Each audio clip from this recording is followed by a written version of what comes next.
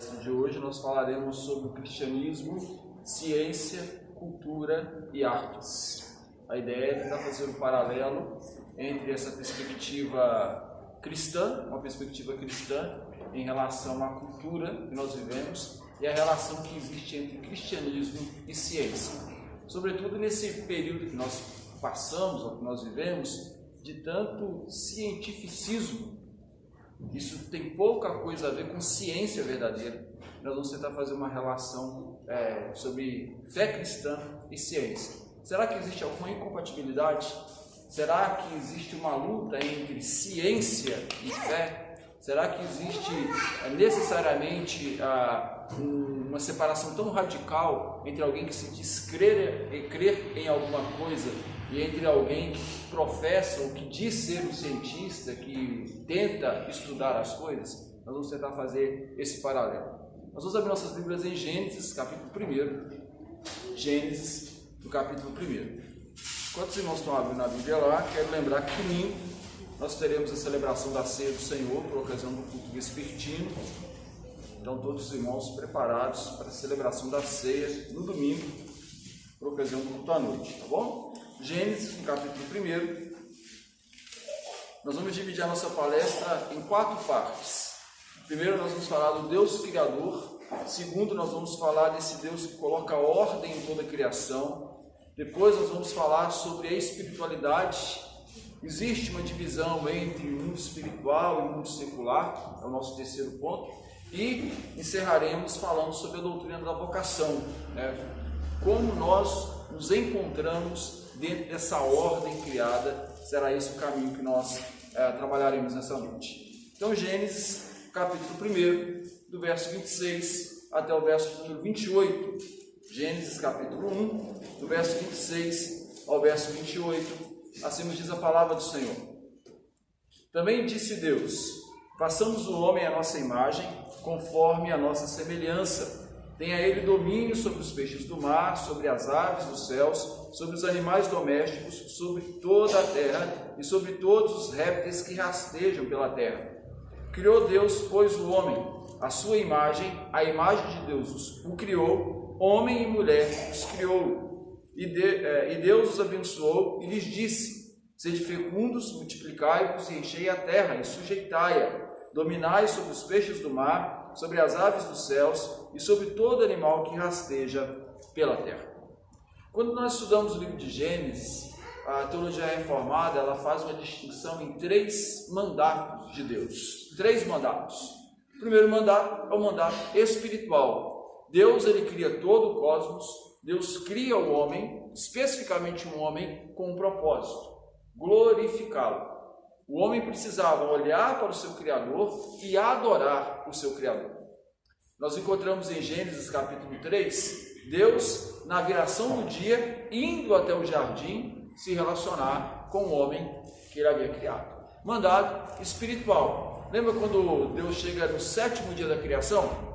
Ele cria todas as coisas no espaço de 6 dias, e no 7º dia, o que Deus faz? Ele descansou. Ele descansou, Quando Deus deu a lei mosaica, o 4º mandamento diz que Deus criou todas as coisas em 6 dias, e no 7º dia ele descansou. Por isso o homem deveria também nesse dia descansar e se relacionar com o seu Criador. Mandato espiritual. O homem criado para se relacionar com o seu Criador. Segundo mandato é o mandato social. Adão está lá no Éden, dando nome aos animais. Contudo, não encontrava para ele uma auxiliadora que lhe fosse idônea, que lhe fosse idêntica. Então o que Deus faz? Vira ao homem um pesado sono, arranca-lhe uma costela, e daquela costela ele cria a mulher. Adão, quando abre os olhos e vê a mulher, o que ele diz? Esta, afinal, é osso dos meus ossos, carne da minha carne, chamar-se-á varoa, porquanto do varão foi formado. Mandato social: o homem se relacionando com o seu semelhante, o homem se relacionando com o seu igual. E o terceiro mandato, um mandato cultural. Deus ele coloca o homem no jardim e dá ao homem uma ordem clara. O homem deveria cultivar o jardim, o homem deveria cuidar do jardim, o homem deveria proteger o jardim. Nós temos uma indicação muito clara disso no livro de Gênesis. Eu já até falei. Adão sentado no jardim, dando nome aos animais. Perceba que Adão está governando a criação. Ele nomeia os animais. Esse governo do homem em relação à criação, e aqui o homem, sexo masculino, sobre toda a criação, é visto até no ato de Adão dar nome à sua própria mulher. Não é? Essa é afinal osso dos meus ossos, carne da minha carne, chamar-se-á varoa, ou Adão também, deu o próprio nome dele, o nome dele, à mulher. Então Deus coloca o homem no jardim, primeiro para se relacionar com ele, o Criador, para se relacionar com o próximo, dentro da perspectiva do casamento, mas também com toda a sociedade que se desenvolveria a partir dos dois, e dominando toda a criação. Toda a criação. Quando o pecado entra no mundo, o pecado atinge os 3 mandatos. Na ordem, o pecado atinge o mandato espiritual. Se o homem é criado para se relacionar com o seu Criador, quando o pecado entra no mundo, Adão pega do fruto, come, não é isso? Ele descumpre o que Deus havia proibido, faz o que Deus havia proibido de fazer, pegar do fruto da árvore do bem e do mal e comer. Quando o pecado entra no mundo, nós encontramos Deus vindo ao jardim, e aonde que o homem está? Ele está escondido e com medo. Não é isso? Gênesis capítulo 3, eu ouvi a tua voz no jardim, mas porque eu estava nu, tive medo e me escondi. O homem criado para se relacionar com Deus, agora se vê com medo de Deus e tenta se esconder de Deus. Quebra do mandato espiritual. O mandato social também é quebrado, porque Deus vira para Adão e fala assim: Adão, você comeu do fruto que eu tinha proibido? Quem é que te fez saber que você estava nu? O que Adão faz? Assume toda a responsabilidade, não é isso que ele faz? E vira e fala assim: não, eu fiz isso, eu peguei, eu comi, estou aqui, sou o cabeça, sou eu que mando, sou o homem da casa. Não é isso que ele faz? Não, ele vira: a mulher que tu me destes, ela comeu, depois eu comi. Ele joga a culpa sobre a mulher. Perceba que é questão de desavenças, né? De transferir a responsabilidade, quebra do mandato social. O homem criado para se relacionar com o seu semelhante, para amar o seu semelhante. É curioso como é que Eva deixa de ser carne da sua carne, osso dos seus ossos, para se transformar naquela que agora o levou para o erro e para o pecado.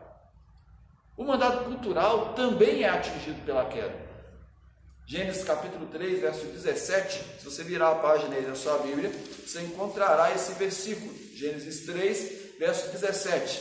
O texto bíblico nos diz assim: e Adão disse: visto que atendeste à voz da tua mulher, e comeste da árvore que eu te ordenara não comesses, maldita é a terra por tua causa, em fadigas obterás dela o sustento durante os dias de tua vida. Ela produzirá também cardos e abrolhos, e tu comerás a erva do campo. No suor do teu rosto comerás o teu pão, até que tornes a terra, pois dela fostes formado, porque tu és pó, e ao pó tornarás. A criação recebe a maldição agora de Deus. Maldita é a terra por tua causa. Maldita é a terra por tua causa.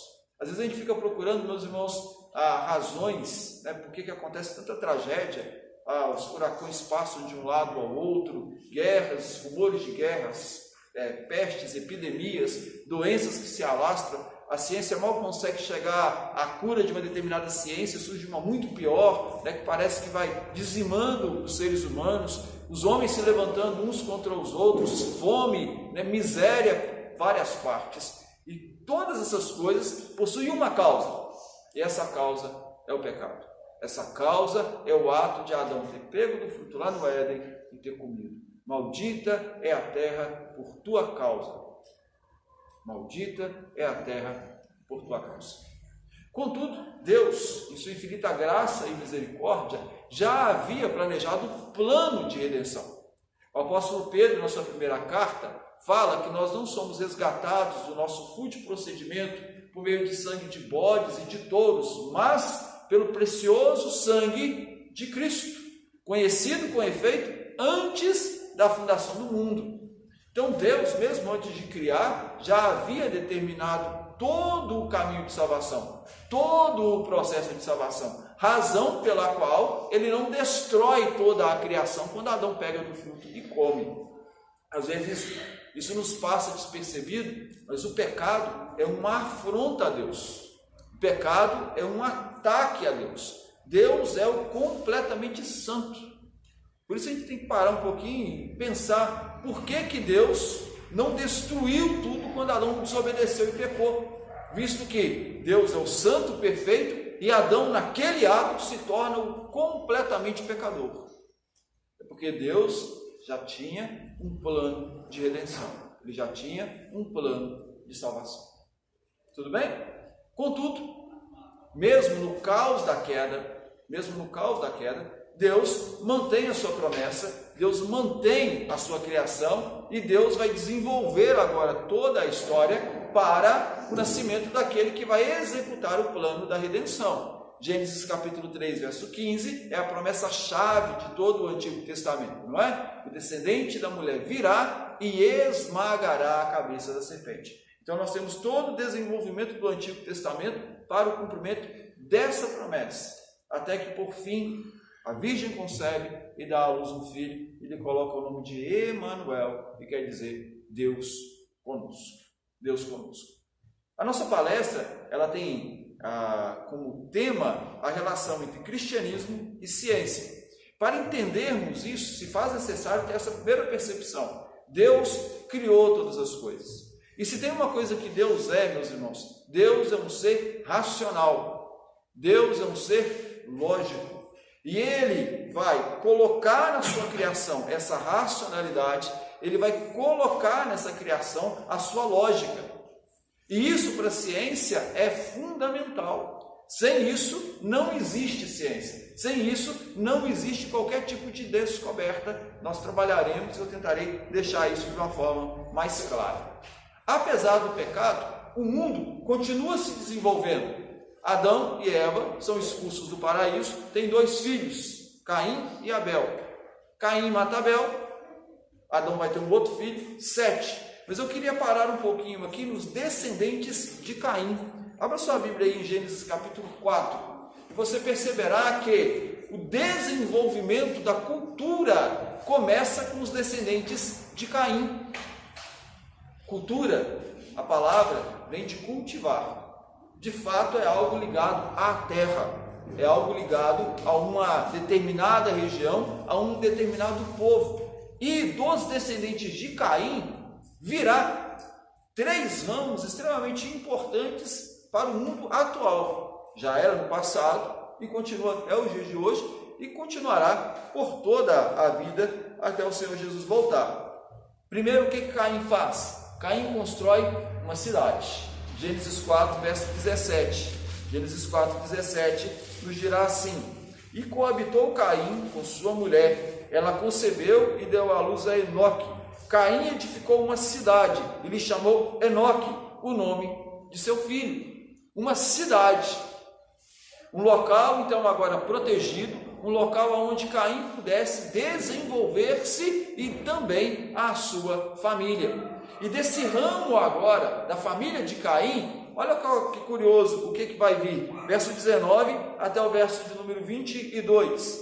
Lameque tomou para si 2 esposas. Lameque é um dos descendentes de Caim. Lameque tomou para si 2 esposas. O nome de uma era Ada, a outra se chamava Zilá. Ada deu à luz a Jabal. Este foi o pai dos que habitam em tendas e possuem gado. Jabal é aquele que inicia a pecuária. Você vê que é um ramo extremamente importante hoje, extremamente importante nos nossos dias. A economia de países e mais países depende exatamente daquilo que foi iniciado lá no Éden, logo depois do Éden, já na descendência de Caim, quando Caim constrói a sua cidade e os seus descendentes se desenvolvem. A pecuária com Jabal. Verso 21. O nome de seu irmão era Jubal. Este foi o pai de todos os que tocam harpa e flauta. A arte simbolizada aqui pela música. Jubal é o pai da música. E agora, olha que curioso, vai no verso 22. Zilá, por sua vez, deu à luz a Tubal-Caim, artífice de todo o instrumento cortante, de bronze e de ferro. A metalurgia. Nós temos 3 anos extremamente importantes se desenvolvendo aqui. Chama atenção para esse ponto que é essencial. Apesar do pecado. Apesar da queda. A queda foi um caos. A queda foi uma tragédia. Contudo, o mandato cultural, o homem dominando sobre a criação, apesar da queda, permaneceu. E perceba que nós estamos falando aqui, não é dos descendentes diretos daquele que virá o Senhor Jesus. Porque quais são esses descendentes diretos?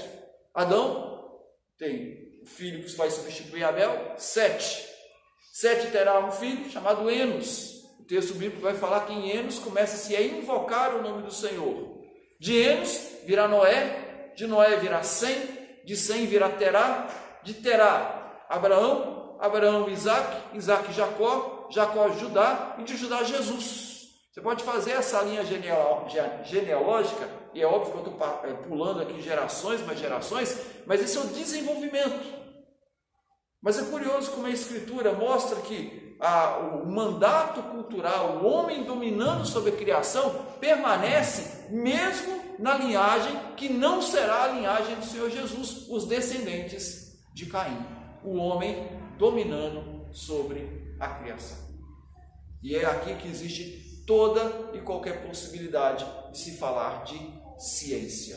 Porque o que é ciência? Senão um homem cumprindo o mandato cultural. O que é cultura? Senão um homem cumprindo o mandato cultural. O que é arte? Senão um homem cumprindo o mandato cultural.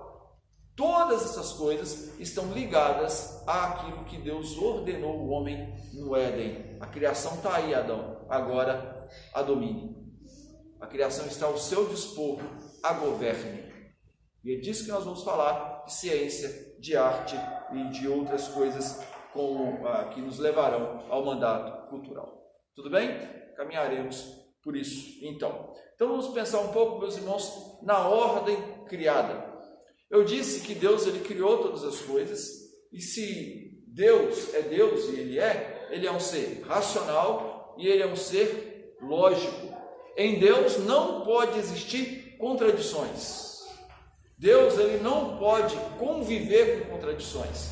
Deus é o mesmo, ontem, hoje e para sempre. Essa é uma frase que determina o seu próprio ser, a sua própria essência, e nele não pode existir e coexistir nenhum tipo de contradição. Deus é Deus e continuará sendo sempre Deus. Importante a gente ter essa percepção.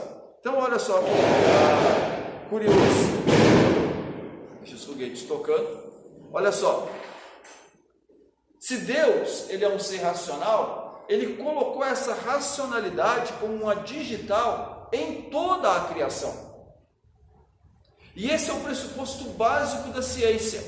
Existe um mundo, esse mundo ele é real, esse mundo possui leis fixas e nós podemos descobrir essas leis. Nós podemos descobrir essas leis. Por que isso é importante? Nós temos que ter essa percepção de que nós não vivemos em um mundo caótico. As mesmas coisas que aconteceram ontem, elas acontecem hoje e elas acontecerão amanhã. Isso é um exemplo bem simples aqui, tá bom? A chave, minha mão. Se eu soltar a chave, o que vai acontecer com ela? Vai cair. Ela vai? Mas quem que te garante que ela vai cair? A gravidade. Eu posso soltar a chave aqui e ela começar a subir. Não há a menor possibilidade, Melissa, disso acontecer? Se eu soltar a chave, o que vai acontecer com ela? Ela vai cair. Mas olha que curioso. Isso é tão extraordinário. Eu vou soltar a chave e ela vai cair, que eu posso calcular a velocidade com que ela vai cair. Uma vez que eu consigo determinar a velocidade que ela vai cair, eu consigo determinar também o tempo que ela levaria para cair. Perceba que existe uma ordem matemática que rege esse simples ato de eu soltar a chave e deixá-la cair. E porque existe ordem na criação, eu faço isso aqui, faço isso lá na porta, faço isso lá na minha casa, faço isso em outro país e a mesma ordem permanecerá. A chave cairá em todos esses locais que eu falei, ela cairá na mesma velocidade e ela levará então, estando no mesmo, obviamente na mesma distância, o mesmo tempo para cair. Só que a gente vive nisso tão rotineiramente que a gente não percebe o quanto que isso é extraordinário. O quanto que é por esse mecanismo que eu consigo organizar a minha vida. E você consegue organizar a sua vida. Existe ordem na criação. E essa ordem, ela é impossível de ter vindo por meio de um agrupamento aleatório. Vindo de um caos, simplesmente de uma explosão cósmica, onde as coisas simplesmente se juntam. A pergunta é, para que essas coisas permaneçam em ordem como estão, da onde essa ordem veio? Porque se tudo veio de um caos, quem é que me garante que amanhã eu solto a chave e ela cai? Existe a possibilidade dela não cair, dela subir. Mas eu sei que ela vai cair. Eu sei que ela vai cair. Aliás, ninguém no alto de um prédio vai dar um passo pensando assim, não, hoje não tem lei da gravidade, está tudo normal, eu vou andar e eu vou voar como super-homem ou um passarinho. Não, ele sabe que ele vai cair.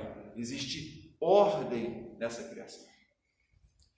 Essa criação, meus irmãos, tem um outro aspecto que é importante. Essa criação, por mais absurda que essa pergunta possa te parecer, ela é uma pergunta extremamente relevante. O mundo existe fora de nós. O mundo existe como realidade além do nosso corpo. Além do nosso corpo. Por mais estranho que isso te pareça, são perguntas que algumas pessoas se fazem.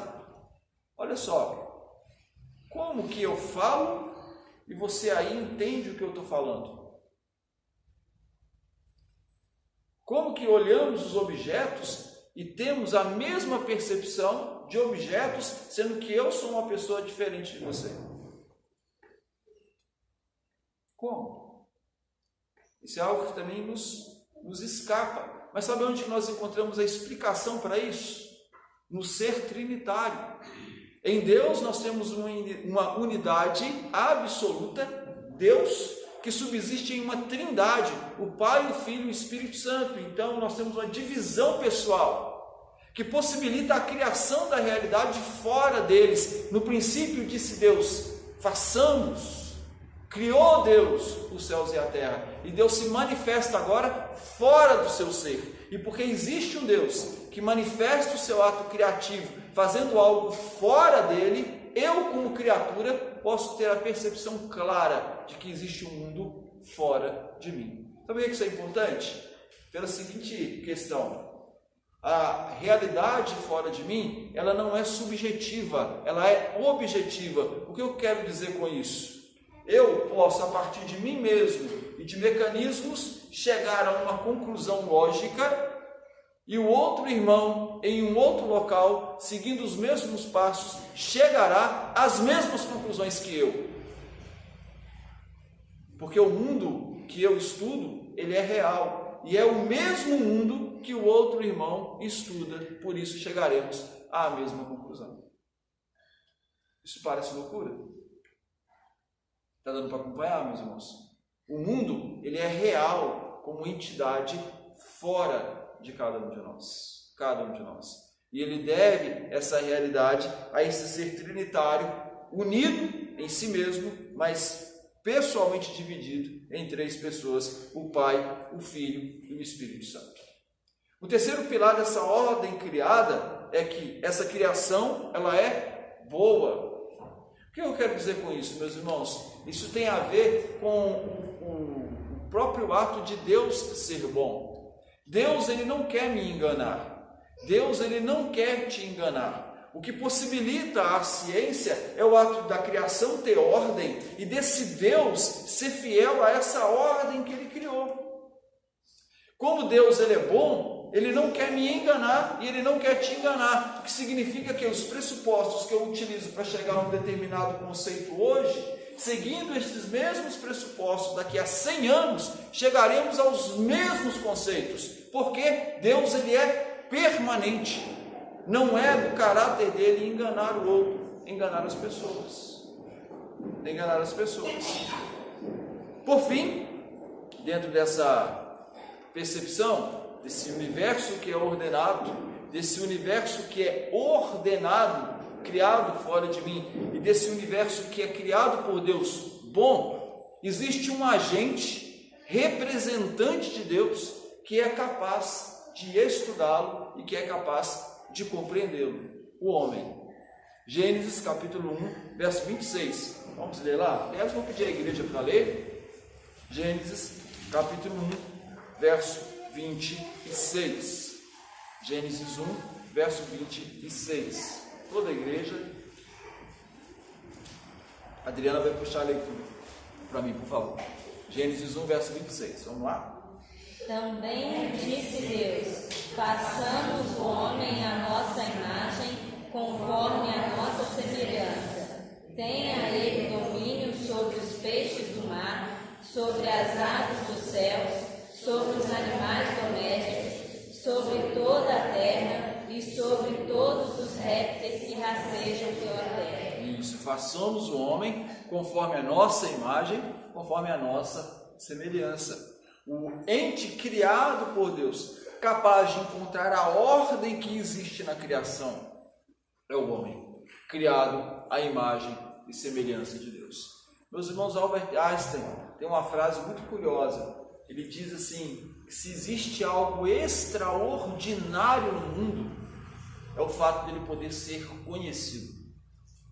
Se existe algo extraordinário no mundo, é o fato dele ser conhecido, ou dele poder ser conhecido.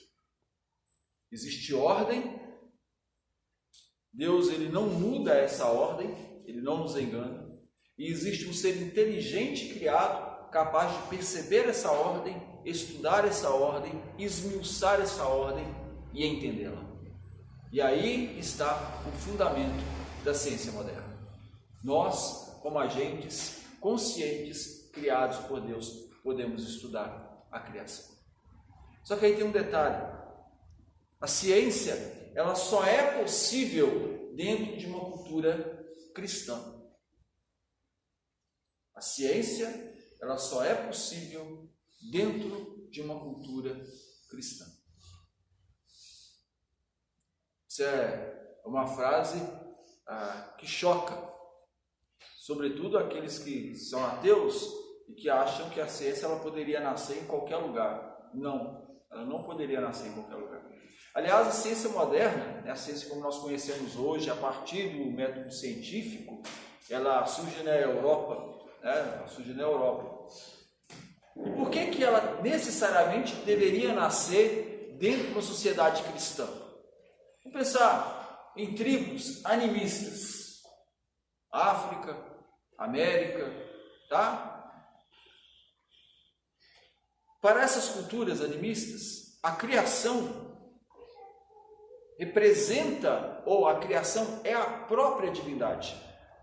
Qualquer tipo de envolvimento com a criação significa erro, significa pecado. Então, o adorador do sol, ele nunca estudará o sol, porque ele compreende que o sol está muito além dele, então ele nunca vai estudar o sol. Ele nunca vai se envolver com os elementos da criação, porque ele adora esses elementos.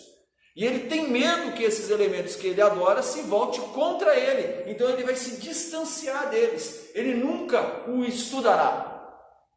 A ciência como ciência, ela só pode surgir numa cultura cristã pelo simples fato de que o nosso Deus, ele não está na criação. Ele está acima dela. E uma vez que nós olhamos para a criação e a criação não é Deus, podemos estudar essa criação.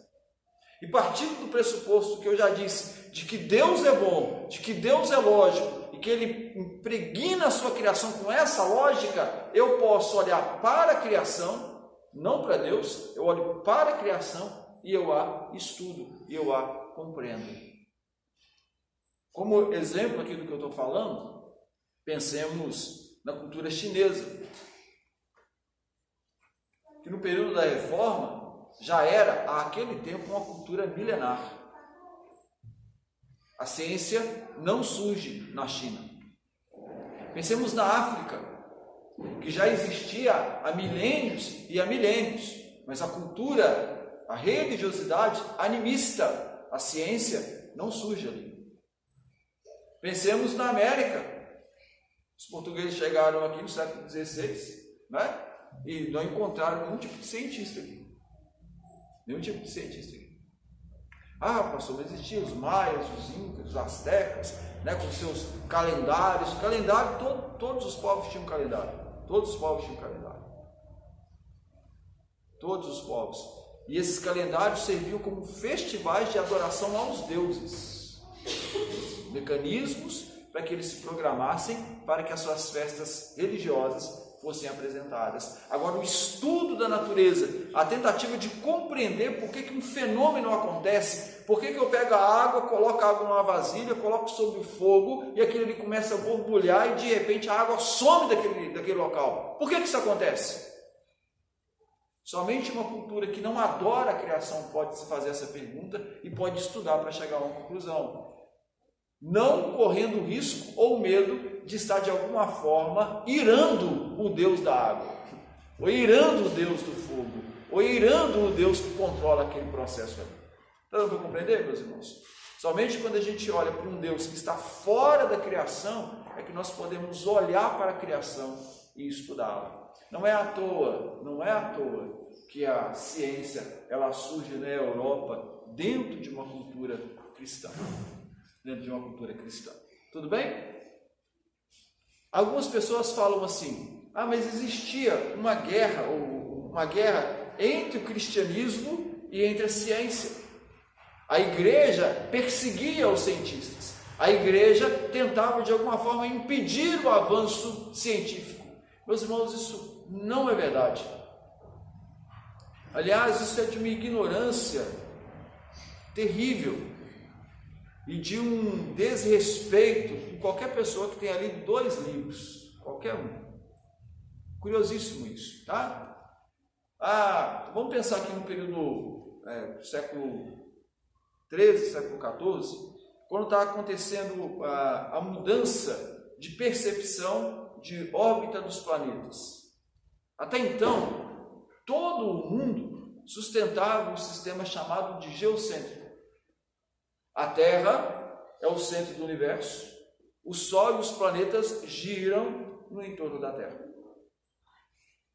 Surge um homem, então, Copérnico, e Copérnico, com pressupostos religiosos, não científicos, com pressupostos religiosos, ele vai tentar explicar e tentar convencer as pessoas de que o Sol é o centro do universo e a Terra gira em torno do Sol. Isso para nós hoje é pouco pacífico. Eu nunca entendi muito bem quem é que conseguiu sair fora do sistema e ver de fato que a Terra está girando em torno do Sol. Isso é um ponto pacífico. Ponto parte do pressuposto que isso seja. Ponto pacífico, tá? Ponto pacífico. Não é que eu não acredite nisso, tá, meus irmãos? A gente tem que fazer perguntas, tem que se fazer perguntas. Porque o sistema apresentado é de que o Sol está no centro do sistema solar, o sistema solar girando em torno do Sol, o Sol gira na Via Láctea toda, e isso tudo está girando no universo, há milhões e milhões. Contudo, você solta a chave aqui, ela cai em linha reta. É no mínimo curioso você parar um pouquinho para pensar nessas coisas, tá? Mas vamos para um outro local, um outro dia a gente fala dessas coisas. Copérnico, então, ele vai introduzir o conceito do heliocentrismo. O Sol está no centro e a Terra girando ao redor do Sol. A igreja é acusada de perseguir, não Copérnico, mas um discípulo de Copérnico, um homem chamado Galileu. Né? Galileu. A igreja criou todo um sistema, a igreja condenou Galileu, a igreja proibiu Galileu de ensinar isso. A grande questão é saber de onde que a igreja tirou isso. De onde que a igreja tirou que a Terra é o centro do universo e não o Sol? Não foi da Bíblia. Também não foi da tradição da igreja.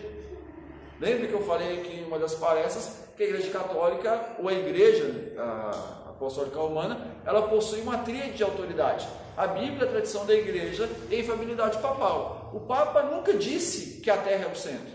A Bíblia nunca disse que a Terra é o centro. A tradição da igreja nunca disse que a Terra é o centro. Então, da onde a igreja tirou isso? A grande questão é que a igreja também nunca disse isso. Quem dizia era a ciência da época. Assim como é a ciência de hoje que diz que a Terra gira em torno do Sol. Não é a igreja que diz isso, é a ciência hoje que diz isso. Assim como a ciência lá do século XIII, do século XIV, dizia que a Terra era o centro e que o Sol girava em torno dela. E de onde a ciência tira isso? A ciência tira isso de filosofia grega, ela tira isso de Aristóteles. Aristóteles imaginava um universo fechado, um universo onde ele tinha um limite, com dois mundos, um mundo abaixo da Lua e um mundo acima da Lua, mas um universo fechado, onde a Terra era o centro, as estrelas, o Sol e os planetas giravam em torno da Terra. O que a igreja está fazendo é simplesmente reproduzindo o conceito de Aristóteles, que era aceito pela ciência da época. Aí quando surge Copérnico e surge Galileu, falando, não, a Terra é o centro, o Sol é o centro e a Terra gira, olha que curioso, Copérnico e Galileu não têm nenhuma experiência que prove o que ele está falando. São cálculos matemáticos. Olha, eu acho que assim o sistema fica melhor. Basicamente é isso que eles fizeram. Eu acho que assim responde a alguns questionamentos. Desse jeito aqui a coisa fica um pouco melhor, mas sem nenhuma prova. Sem nenhuma prova. Então imaginemos agora, chega o pastor Valécio aqui na igreja e começa a falar o seguinte, olha, Júpiter é o centro do sistema solar, a Terra, o Sol e tudo agora gira em torno de Júpiter. Os irmãos têm alguma razão para acreditar no que eu estou falando? Ao longo do tempo, a teoria de Copérnico se provou verdadeira, mas a época em que ele levanta a teoria, ele não tem provas. A época que ele levanta a teoria, ele não tem nem mesmo argumentos. E quem condena Copérnico e quem condena Galileu não é a igreja apenas, mas o mundo científico da época também faz. Estou levantando isso, meus irmãos, simplesmente para dizer que não existe essa guerra entre a igreja e entre a ciência. Mesmo porque a ciência, ela não pode responder questões que são essencialmente religiosas. Vamos pensar aqui em algumas coisas que são simples, tá? A partir de Francis Bacon, que nasce a ciência moderna, nós vamos encontrar um sistema que é o sistema utilizado até hoje para determinar qualquer tipo de conhecimento, chamado método científico. E o que é o método científico? Como que ele se fundamenta? O método científico é um método de experimentação. Então o cientista, o que ele faz? Ele observa um determinado fenômeno, ele cria algumas conjecturas do porquê que aquele fenômeno está acontecendo, ele fará muitos experimentos para tentar entender a partir dessas conjecturas, a partir dessas hipóteses, para tentar compreender o que o fenômeno significa, e se ele conseguir repetir o fenômeno, ele vai fazer mais experiências para comprovar e por fim ele vai falar, está acontecendo isso aqui. Um exemplo simples, tá? O cientista observa que você pegar uma vasilha, colocar uma vasilha sobre o fogo e aquela vasilha está cheia d'água, em determinado momento a água começa a evaporar. A pergunta que ele vai se fazer é por que isso acontece? Aí ele vai levantar algumas hipóteses. o fogo embaixo aquece a vasilha aquece a água se aquece, e como ela não tem mais nada para aquecer, ela começa a evoluir, ela evaporar, ela começa a evaporar e vai embora. Por que isso acontece? Essa é uma hipótese. Aí um monte de hipóteses, ele vai testando cada uma delas.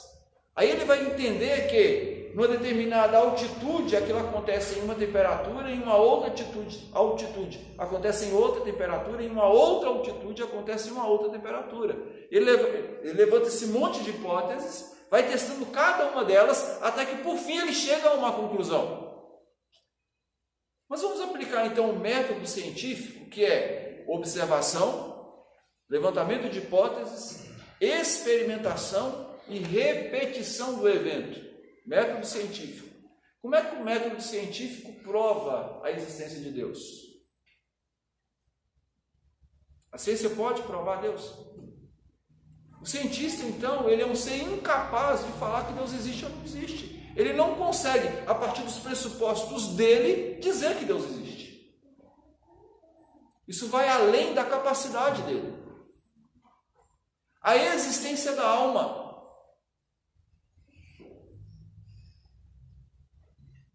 Aliás, o cientista ele não consegue nem provar que a felicidade existe, que o ódio existe, que a paz existe. Não é à toa que na língua portuguesa a gente chama amor, alegria, paz de substantivos o quê? Abstratos. A gente não consegue tocá-los, muito menos experimentá-los.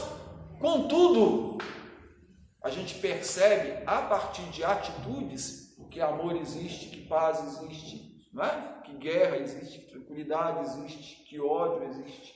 Assim como a gente olha para toda a obra e a gente fala, Deus existe, porque os céus proclamam a glória de Deus e o firmamento anuncia as obras das suas mãos. A ciência, então, ela não consegue, ela não pode, ela não tem que dar respostas em relação à religião, de forma alguma. O cientista que quer enveredar por esse caminho, ele está fazendo algo que ele não possui capacidade para fazer.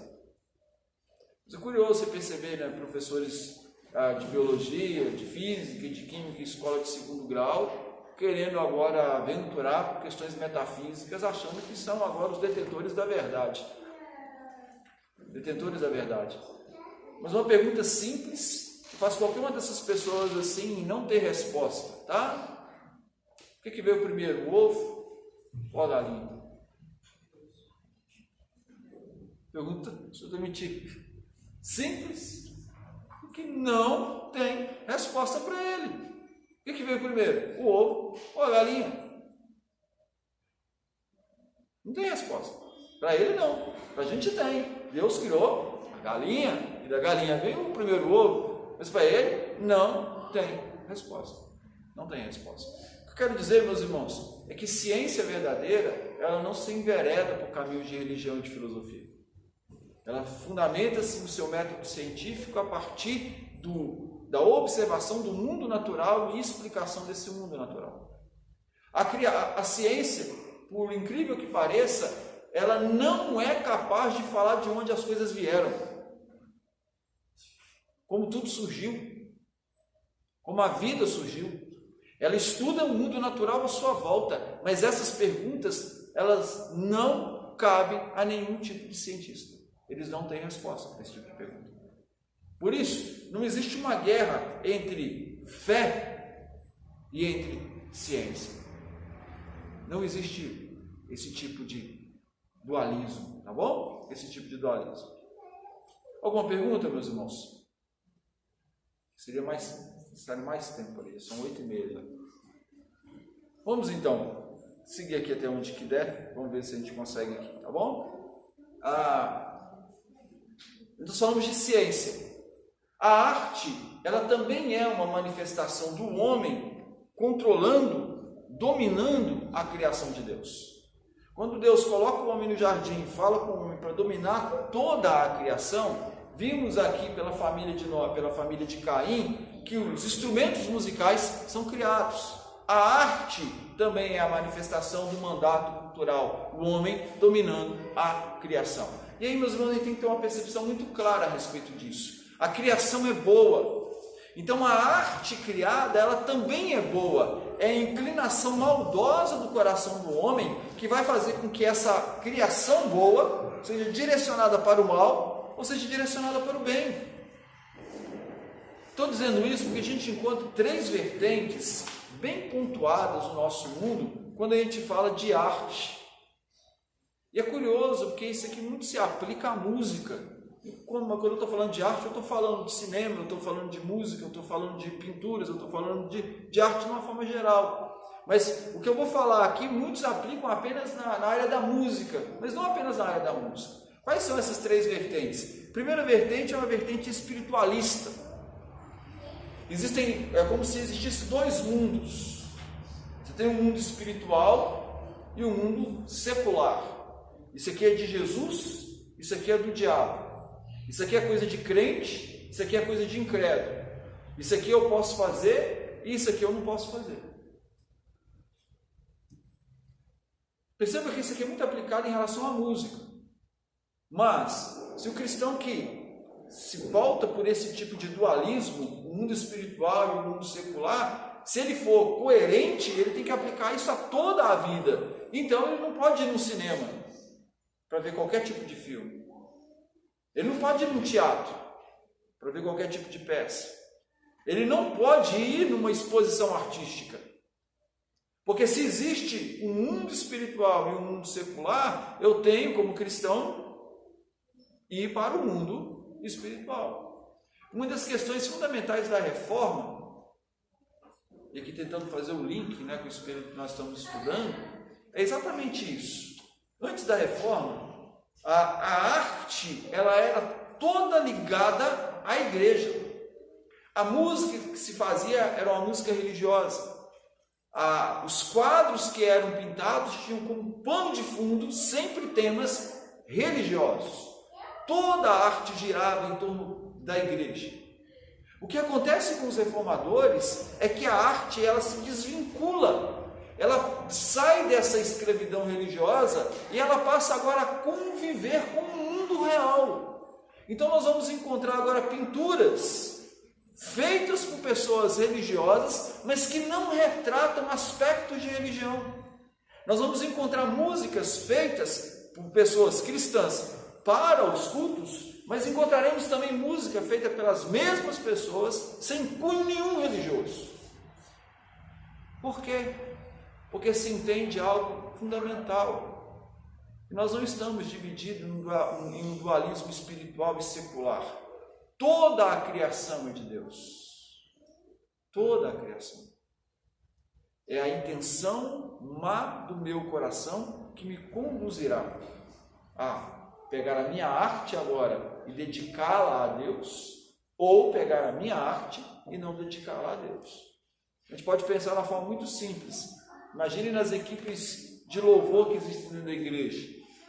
Você acha mesmo que todo mundo que canta na igreja, que todo mundo que toca na igreja, os hinos, eles estão aqui louvando a Deus? Quando você olha um coral cantando os hinos mais belos, maravilhosa graça, maior que meu pecado, você acha que de fato todos que estão ali cantando, eles estão ali louvando a Deus? É um erro você criar esse dualismo e achar que aqueles que se envolvem com arte evangélica, com arte protestante ou com arte espiritual estão ali para louvar a Deus. Eu estou generalizando, existem exceções, queira Deus que seja a maioria a exceção, mas muitas pessoas não. Estão fazendo daquele ato um ato de pecado. Um ato de pecado. A segunda vertente que existe é criar uma separação. Perceba, é diferente do dualismo, mundo espiritual e mundo secular. É criar uma separação entre o mundo espiritual e o mundo secular. O que eu quero dizer com isso? O sujeito na igreja é uma coisa, e no mundo, como ele está fora dos padrões ou fora das fronteiras religiosas, ele se porta de uma outra forma. É o sujeito que por os 3 dias de carnaval escola e na quarta-feira está na igreja para pedir perdão. É isso. Ele cria dois mundos. Dois mundos. E ele fez uma separação radical. O primeiro também cria essa separação entre o mundo espiritual e o mundo secular. Só que o segundo convive nos dois. Ele convive nos dois. Então ele tem uma percepção de que determinadas coisas são certas e pratica essas coisas, e ele tem uma percepção de que determinadas coisas são erradas, mas ele pratica essas coisas também. Ele faz uma separação entre esses dois mundos e ele convive pacificamente nos dois. Pacificamente nos dois. Só que existe uma vertente, meus irmãos, e é essa a vertente reformada, que entende que toda a criação é criação de Deus. E que não existe uma arte que seja sagrada e uma arte que seja secular. Tudo é arte. Tudo é arte. E toda arte deve ser uma expressão de reconhecimento à grandeza de Deus. Como nos diz o apóstolo Paulo, quer comamos, quer bebamos, somos do Senhor. Quer façamos qualquer coisa, devemos fazer para quê? Para a glória de Deus. Então, se eu trabalho, é para a glória de Deus. Se eu toco, é para a glória de Deus. Se eu canto, é para a glória de Deus. Isso não significa cantar hino. Isso não significa desenhar imagens. Isso não significa cunho religioso no que eu esteja falando.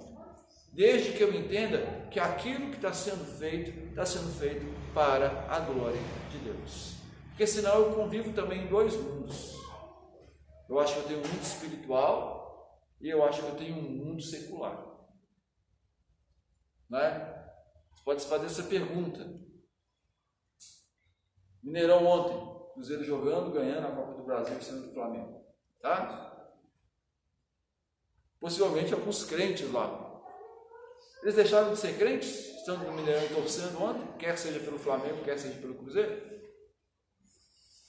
Então eles têm que fazer daquela atividade, ir ao jogo, assistir o jogo, torcer pelo time, também uma manifestação da glória que eles devem a Deus. São crentes ali. Devem se portar como crentes ali. Reconhecendo que é a graça que os capacitou e proporcionou, e é só por graça para conseguir aqueles ingressos mesmo. Conseguindo estarem ali. Agradecendo a Deus porque o melhor time ganhou, louvando a Deus por isso. Todo esse contexto. Porque a gente não deixa de ser crente no trabalho, na escola, na rua, dirigindo, em casa, em cada um desses contextos. Nós não somos crentes apenas quando a gente pega a Bíblia, quando a gente canta um hino, quando a gente está de joelho orando, quando a gente está na igreja. Somos crentes em todo o tempo. E em todo o tempo, tudo que a gente presta tem que ser para a glória de Deus. Tudo bem, meus irmãos? Tudo bem? Então, último ponto, encerrando aqui, 5 minutos, tá? 5 minutos. Uma vez que eu entendo todo esse processo, Deus criou, Deus coloca a ordem na criação. Essa ordem ela é existente fora de mim. Seres racionais conseguem entender essa ordem, conseguem estudar essa ordem. Uma vez que eu entendo que tudo que existe eu tenho que fazer para a glória de Deus, eu tenho que responder uma única pergunta a partir disso. Qual que é o meu lugar em toda essa ordem criada? Qual que é o meu lugar em toda essa ordem criada? E essa, meus irmãos, é uma resposta que precisamos dar, sobretudo em tempos de economia em crise, como nós vivemos. Nós estamos aí com os nossos adolescentes, nossos jovens, aí eles saem pensando no futuro. Vou para a faculdade, vou arrumar alguma coisa para fazer na vida. E qual que é a primeira linha de pensamento deles? Vou estudar aquilo que me dá dinheiro. Porque o que importa é ter dinheiro. Aliás, o Deus do nosso século é Mamon. É o dinheiro. Aí o jovem, ele entra na universidade, né, tentando lá alguma coisa que lhe dê, não satisfação pessoal, mas que lhe garanta o futuro. Né? Você garante o futuro. Você estuda, tem um diploma, garante o futuro e tal. Vai para o mercado de trabalho. Essa pessoa ela vai ser uma boa profissional. ela fará com prazer aquilo que ela se preparou. A possibilidade de uma frustração é tremenda. A possibilidade dela não conseguir desenvolver bem aquilo para o que ela foi contratada é grande demais. É por isso que a teologia reformada entende que Deus, que cria todas as coisas de forma ordenada, também ordena os seus seres racionais dentro dessa criação, definindo cada ser humano para áreas específicas por meio da sua graça, essa graça comum, para que a sociedade seja habitável, para que a sociedade seja harmônica, cada um desempenhando o seu papel.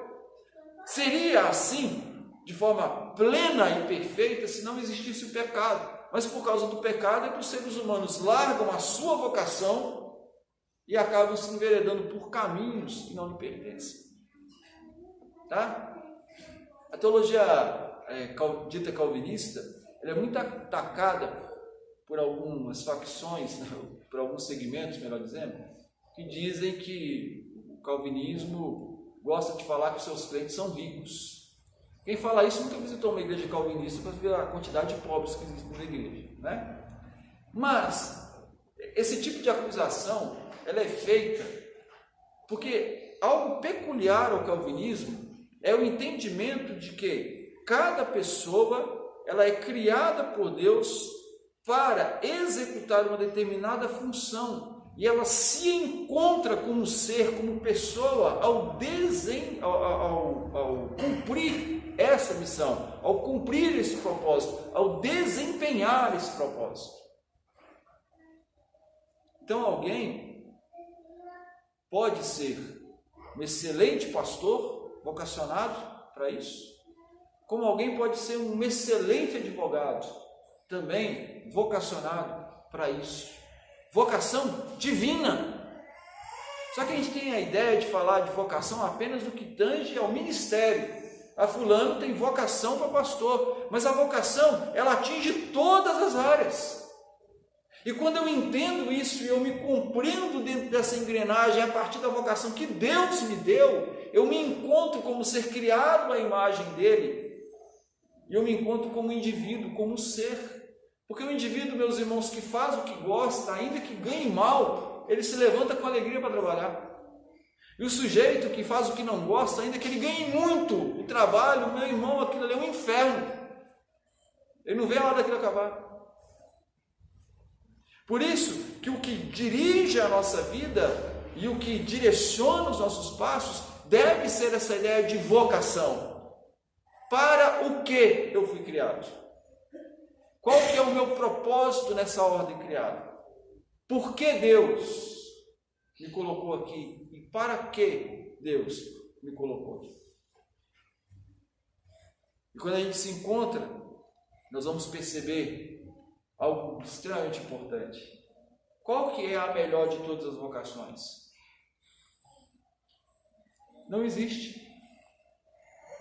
Porque todas as vocações servem para o propósito básico, para que haja harmonia na sociedade. Não é porque um é um político e alguém pode ser vocacionado para a política, ele é maior e mais importante do que a pessoa que é vocacionada para ser professor. Não. Quando ele se encontra dentro desse sistema, ele será feliz. Ele será feliz. Perceba, meus irmãos, eu não estou dizendo aqui que a pessoa ela não pode mudar a sua realidade. O cristianismo, às vezes, ele é acusado disso, o cristianismo é o ópio do povo. Não. Alguém pode ter uma vocação que, no mundo atual, essa vocação que ele tenha seja extremamente remunerada. Alguns podem ter uma vocação em que, no mundo corrente, não seja tão remunerada assim. O que eu estou dizendo é que nós precisamos aprender a nos encontrar dentro dessa criação. Para quê? Para que haja paz, para que haja harmonia e para que haja desenvolvimento. E assim, a sociedade criada executará nas suas partes, cada indivíduo, aquilo que Deus determinou desde toda a criação. Eis aí a criação, Adão. Governe sobre ela, domine sobre ela. E Adão, sentado, dava nome aos animais, cumprindo o propósito de Deus. Que Deus nos ajude a compreender isso e a colocar em ordem para a glória dele, em nome de Jesus. Amém? Alguma pergunta, meus irmãos? Entenderam tudo? Tudo? Pastor, oi, só como o senhor fala assim a respeito da ciência, esses homens que surgiu ali na Grécia, ali, estudiosos, não está relacionado à ciência, então? Estão. Aristóteles, sobretudo Aristóteles, a ciência medieval, né, ela é toda ela aristotélica. Aliás, os pressupostos científicos são aristotélicos, todos eles. Porque todos eles também vêm com a intenção de descobrir de onde surgiu, de onde nós surgimos, né? De onde foi, de qual matéria, o que foi. Na verdade, a ideia, vamos dizer, Aristóteles, é uma tentativa de compreender o mundo à sua volta. Uma compreensão das coisas que estão aqui, não é? Só que bem limitados pela própria época que eles estavam. Mas é uma tentativa de compreensão, né? Mas ainda assim também preso dentro da sua própria cultura, né? Dentro da sua própria cultura. A ciência, como ciência, ela não nasce na Grécia. Ela vai nascer na Europa cristã, lá no século XIII.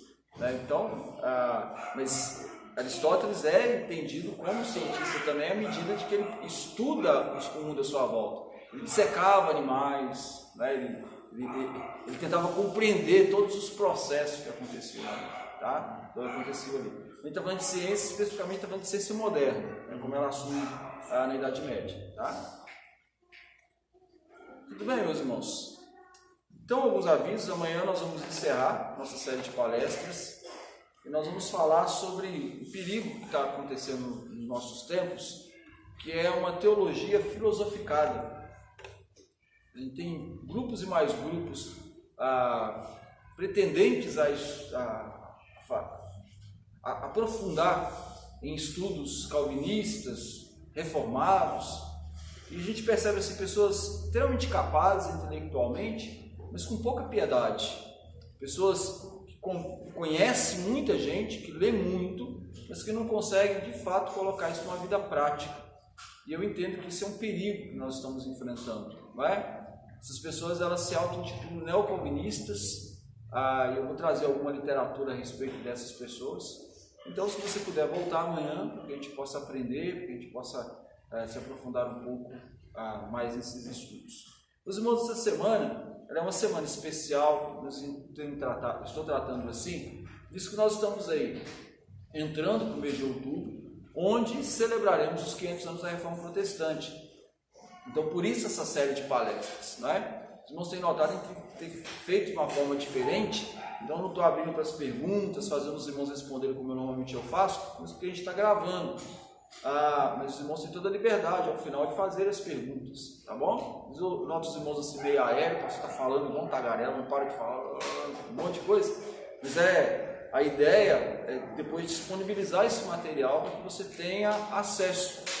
Lembrando que o material em si, que está sendo gravado, ele traz resumidamente aquilo que você deve expandir a partir de leituras, a partir de outros vídeos, tá bom? Isso é muito, são anúncios, apenas isso, tá bom? E você se desenvolva isso.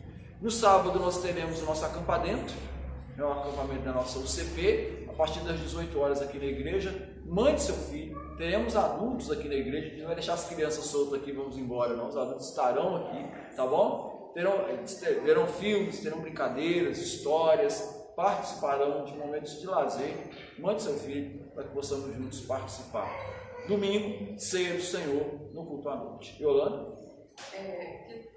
No início da semana você falou que você falou sobre a visão humanista. Eu tenho dúvida em relação a isso. Eu vou falar amanhã. Já me cobraram, vou falar amanhã. Essa questão, eu fiquei um pouco na dúvida dessa questão da dualidade, porque eu não sei, né, se é uma psicofobia, igual você falou sobre essa questão espiritual e secular. Eu fiquei assim, pensando, porque às vezes quando a gente começa a vir da igreja, que a a tendência é deixar de gostar de algumas coisas, né? Que às vezes a gente fazia. Não é questão, né, de ser pecado ou não pecado. Aí eu fico meio na dúvida. Tá, aí você tocou o cerne da questão. Se deixar de fazer alguma coisa por entender que aquilo ali não te agrada mais é uma coisa. Se deixar de fazer porque alguém te fala que aquilo é pecado, a pessoa tem que te provar que é pecado. Porque pecado não é o que eu acho, pecado é o que a Escritura declara que é pecado. E pecado é a transgressão da lei. Quando a gente fala necessariamente arte, as pessoas elas tendem a linkar isso com a música. Esse é o ponto. Aliás, na igreja brasileira existem 3 pecados mortais. Essa igreja católica tem os 7 pecados capitais, na igreja evangélica tem 3. Os pecados mortais da igreja protestante: beber, fumar e dançar agarradinho. São os 3 pecados. Não pode beber, não pode fumar, você não pode dançar. Esses são os 3 pecados. O dançar aqui envolve música, então a gente faz uma separação entre música evangélica e música não evangélica, entre música de Deus e música que não é de Deus. Uma separação que não existe. Existe música boa e música ruim. É óbvio que você não vai chegar na minha casa e não vai me ouvir ouvindo um funk cheio de palavrão. Um absurdo aquilo. Um absurdo. Aliás, qualquer coisa que me leve para a licenciosidade, que me leve para a promiscuidade, por si só é pecado, que me leva a quebrar o 7º mandamento. Então isso vai me conduzir ao pecado. Não é? Mas, assim como eu pego um Machado de Assis e leio, assim como eu pego uma revista Veja e leio, a Carta Capital eu não leio, e outras, você tem pessoas que não são evangélicas escrevendo, compondo, fazendo coisas que o simples fato de eu ouvir, o simples fato de eu ler, o simples fato de eu assistir, não denota pecado. Eu posso transformar aquilo em pecado. Aí é diferente. O grande problema é que como a gente não tem... É basicamente isso, né? Quando você cria um cachorrinho preso da corrente a vida inteira, você abre o portão e a corrente está lá e ele está fora da corrente, ele vai fora, né? Porque se vê livre. O grande problema é que como a igreja ela é criada nesse sistema de que isso é pecado, isso é pecado, isso é pecado, a gente cai numa artimanha farisaica de começar a fazer listas de pecado, né? Isso é pecado, isso é pecado, isso é pecado, isso é pecado, isso é pecado. Quando você transmite a doutrina da graça para as pessoas e fala assim, meu irmão, isso não é pecado, aí você vai encontrar agora o pessoal domingo lá no Rock in Rio. Isso é pecado. Perceba, o pecado não é o Rock in Rio. O pecado é o quebrar o dia do Senhor no Rock in Rio. Entende? As pessoas elas perdem a ideia de liberdade e transformam em libertinagem a graça. Isso que não pode. É isso que não pode. Aí você chega na casa do crente agora e só encontra agora música de MPB. Você não ouve nenhum hino mais. Porque, já que não é pecado, eu vou ouvir qualquer coisa. Não, você tem que se policiar. Porque até que ponto eu estou me deixando levar só por essas coisas agora? Então, tem que tomar cuidado. A gente vai dando corda à medida que a gente vai conseguindo sustentar. Tá? Porque senão, perceba, a gente não cria um dualismo, um mundo espiritual e um mundo secular, mas eu tenho que tomar cuidado para que o meu procedimento não seja tão influenciado que o que eu faço em si não seja pecado, mas como diz o escritor de Hebreus, né, se torne um peso para a minha vida cristã. Tudo bem, meus irmãos? É aquele que fala assim, que é onde estiver o teu tesouro, aí está o teu coração. Também está o teu coração. Aí eu coloco meu coração nessas coisas, não é? Só que eu não posso agora virar e falar que a criação de Deus, ela é pecaminosa. Não é. Se for desse jeito, a gente está aqui com um instrumento que vem em última instância dos descendentes de Caim. Pecado, então. Não posso ter celular, não posso ter banco, não posso usar nada, caneta, nada. Tem que seguir, então, a linha dos descendentes de Enos, onde começou a invocar o nome do Senhor. Todo mundo 24 horas de joelho invocando a Deus. A gente usa essas coisas. Só que assim como eu uso essas coisas com prudência, eu posso também usá-las sem prudência e transformar aquilo que é bom em maldição na minha vida, em pecado. É isso que eu tenho que ter, essa sabedoria. E essa sabedoria, como foi falado ontem, ela não vem por osmose. Eu preciso da lei de Deus, eu preciso da palavra de Deus, eu preciso da direção de Deus falando no meu coração pelo Espírito. Tá bom? Tudo bem, meus irmãos?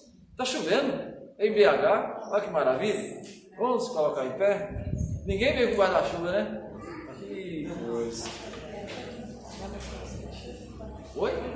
A Adriana está pedindo para eu mostrar os livros aqui, meus irmãos. Meus irmãos, depois eu vou colocar os livros lá atrás. Ela vai cair. Os livros que eu estou utilizando, que eu utilizei para fazer a palestra, foi esse livro, Verdade Absoluta, da Nancy Pierce.